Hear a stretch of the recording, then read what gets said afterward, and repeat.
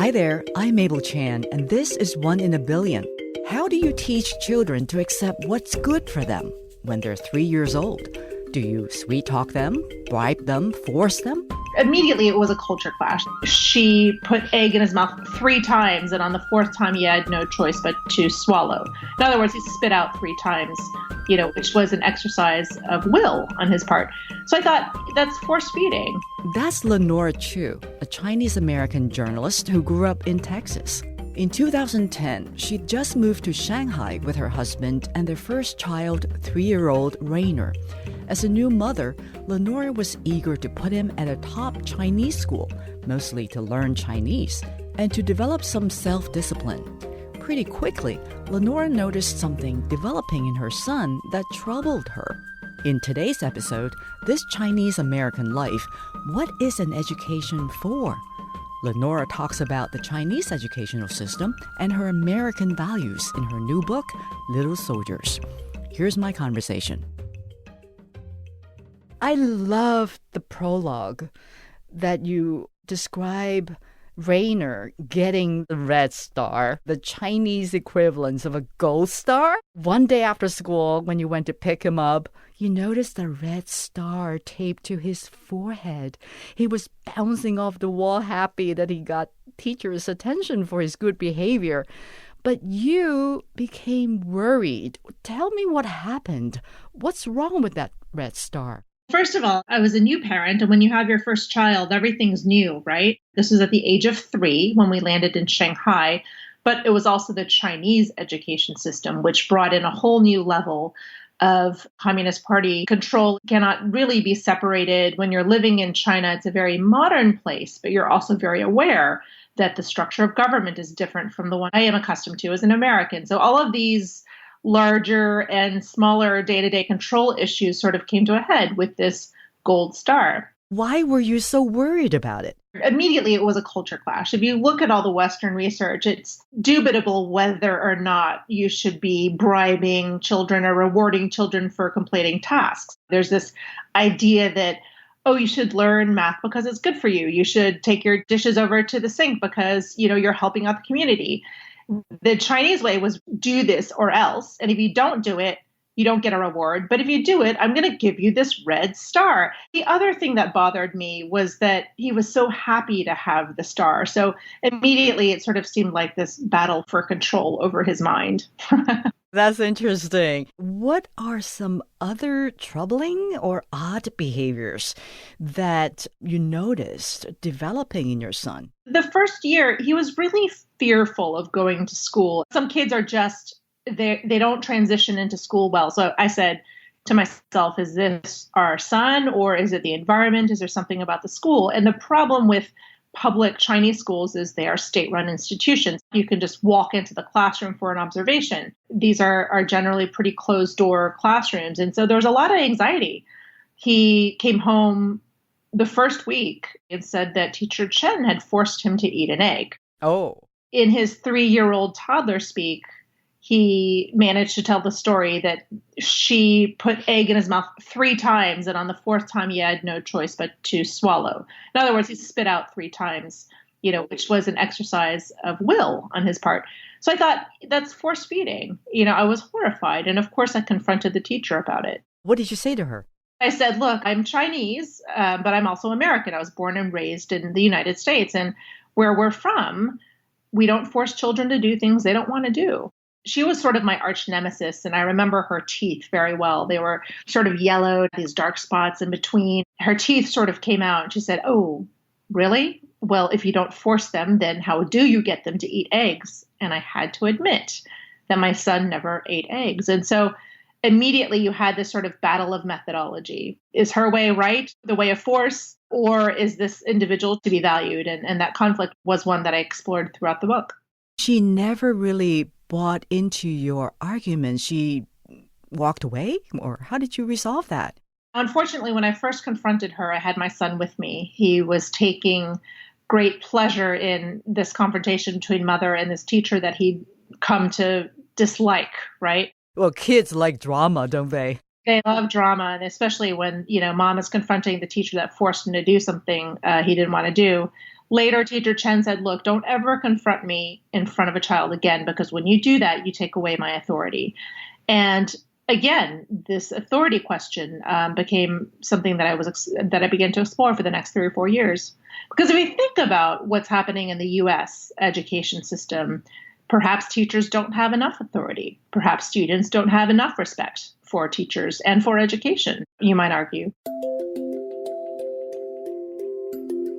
This is actually a question from one of our storyteller members. Why send your son to public school instead of private school? How did you perceive the private school in Shanghai? I wanted him to learn Mandarin, and none of the international school options available to us had a full Mandarin immersion.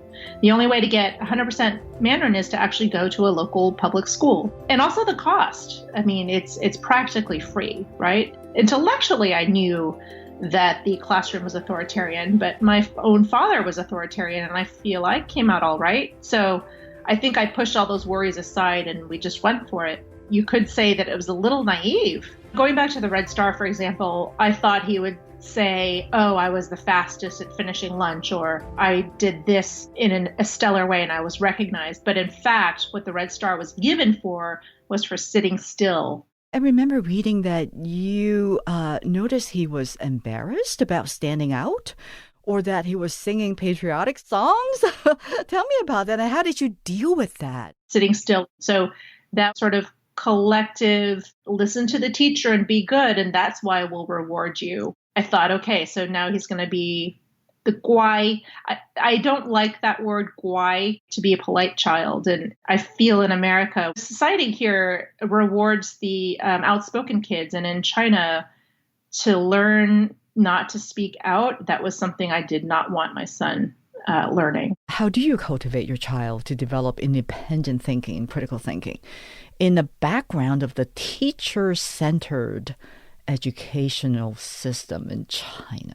At some point in my journey, I settled down, because the more people I interviewed, the more it became apparent that family education is what trumps what happens in the classroom. In other words, if your kid goes home, he has teacher Chen, authoritarian teacher Chen, do this, do that, 听话, listen to what I say. And then he comes home to a parent who's doing the same thing. This kid is in for a pretty doomed future. Kids should be able to choose what they're interested in for at least a good portion of the day. Some parents say, okay, I choose one and they choose one. Like, I'm going to choose calculus and they can choose rock climbing. Whatever fires them up, because the horrific thing would be if you send that child off to college and he has not had any practice at making his own decisions and he has not had the chance to fail under your roof. You'd much rather have that under your roof than out in the world alone. You want that experimentation in the household. You want that child to feel that his or her opinions are valued and that he should have the right to cultivate his own interests. Think about the early childhood educational philosophy in China. How would you describe that? Where is that rooted in? You mentioned Confucius. I describe in my book Confucius as the little uncle that resides in everyone's head. You don't know what to say about him, but he's always there and he governs your behavior. And I think there's definitely a respect for elders there that, permeates the school system. Respect for teachers, respect for administrators. I would say even borders on fear of teachers and administrators. They have an immense power over your student, over your family life. And I found that really terrifying. Every time I tried to raise something to the administration, I was pretty much beaten down and punished. And I learned very quickly, you either play the game or you get out. Tell me more about this Confucius idea of the purpose of an education is to create a harmonious member of society, right? And so everybody knew his or her proper place, that there is this unspoken but real hierarchy of relationships.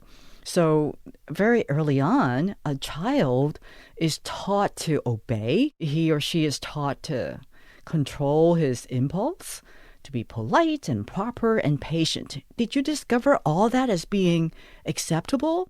Some of it is and some of it's not. When you walk into the classroom, in Shanghai, you're supposed to say 老师好, right?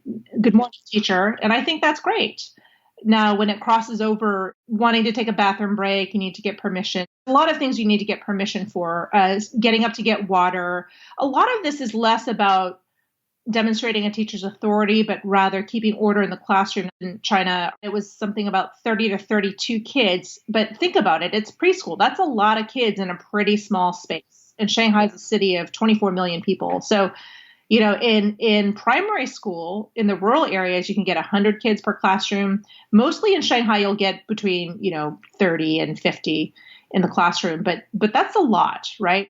Here in the US and the San Francisco Bay Area, there's a lot more encouragement to be different, to be individual, to do things a different way.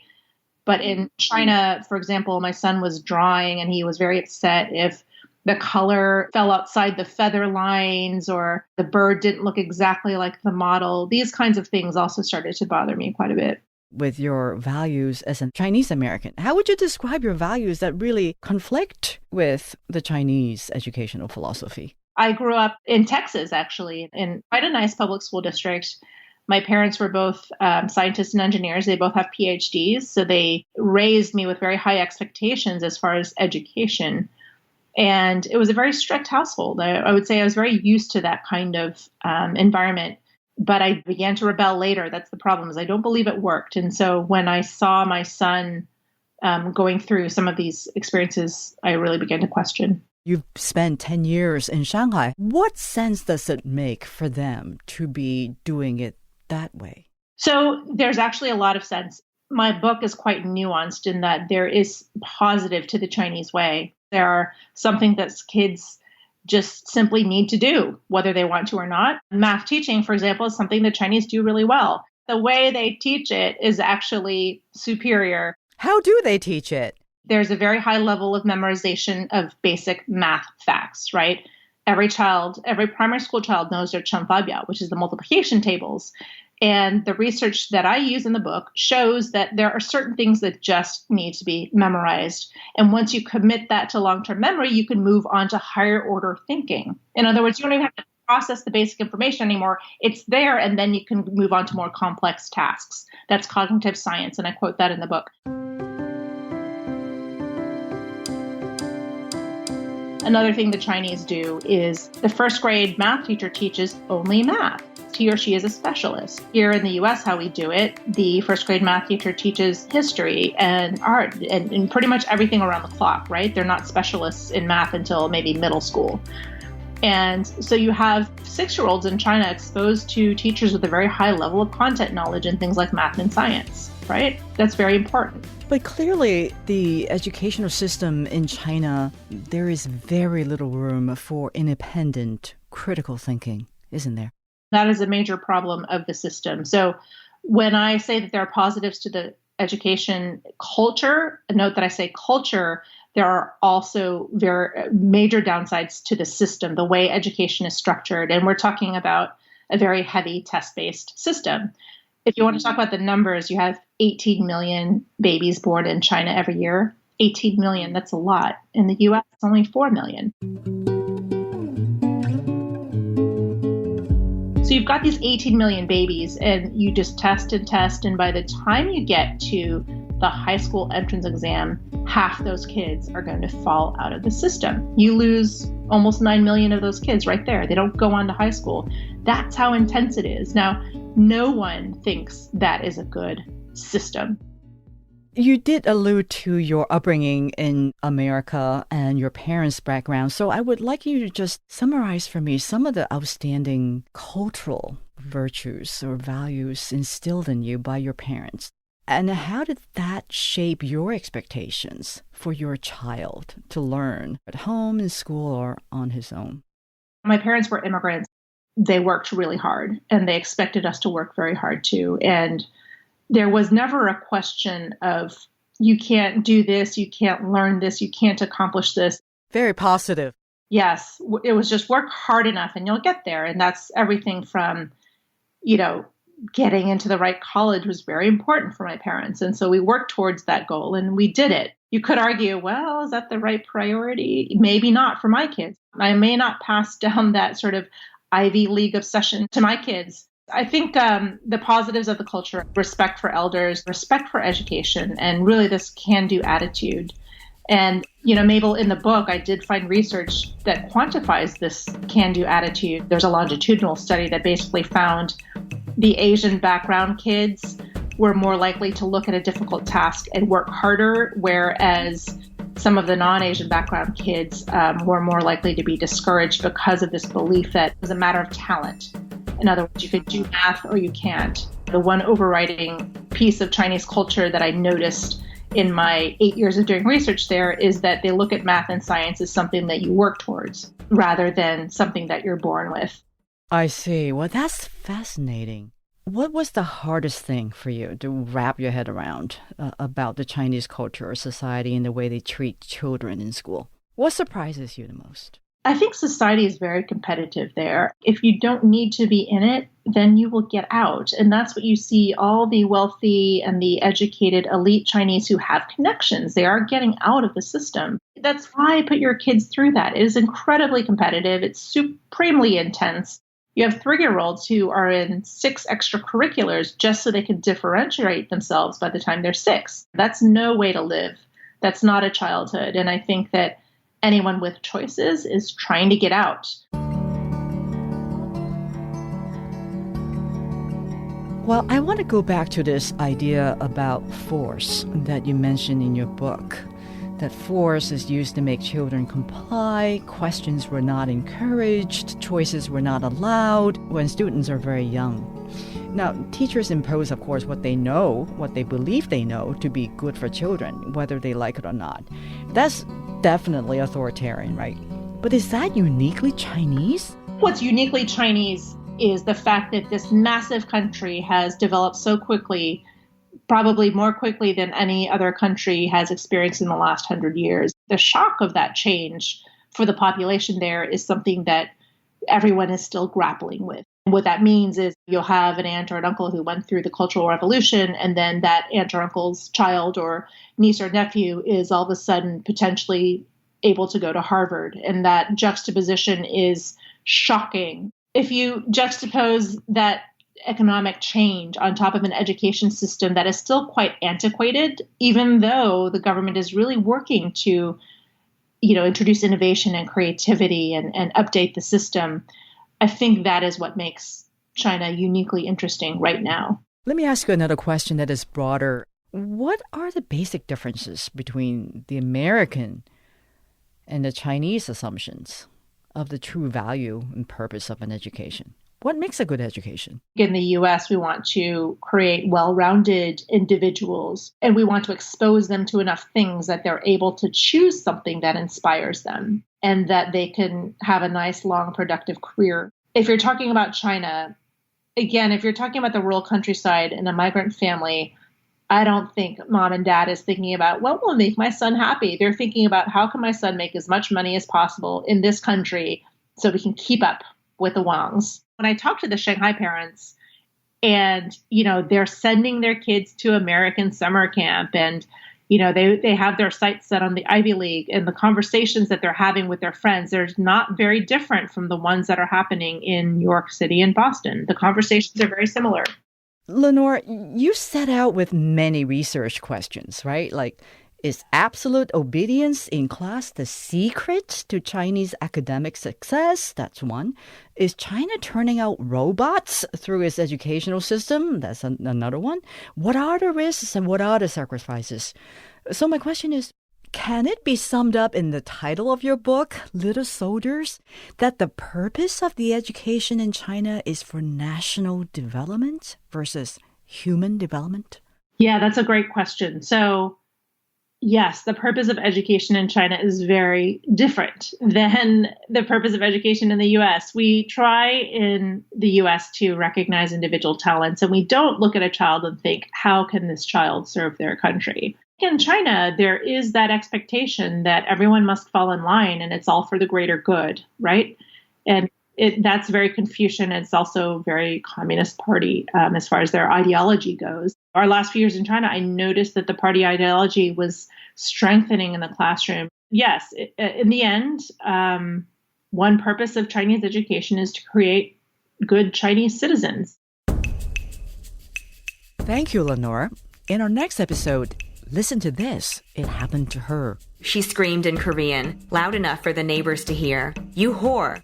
This is my house. Stay away from my husband." She was only inches from my face when Mom realized it was me. That's Hannah Bae, Korean-American writer, editor based in New York. Her personal journey confronting mental health problems, which remains a stigma for Asian Americans to talk about. Don't Call Me Crazy. That's our next episode in 2 weeks, December 3rd. One in a Billion is Brian Latwinowicz, Yvette, you. Maggie, she. And our lovely theme song is composed by Brad McCarthy. Let us know if you want to join our team of volunteers, help us plan events, pitch a story. Just go to our website, oneinaBillionVoices.org, and find us on Facebook, Twitter, and Instagram. Support for our podcast comes from our collaboration with the Victor and William Fung Foundation.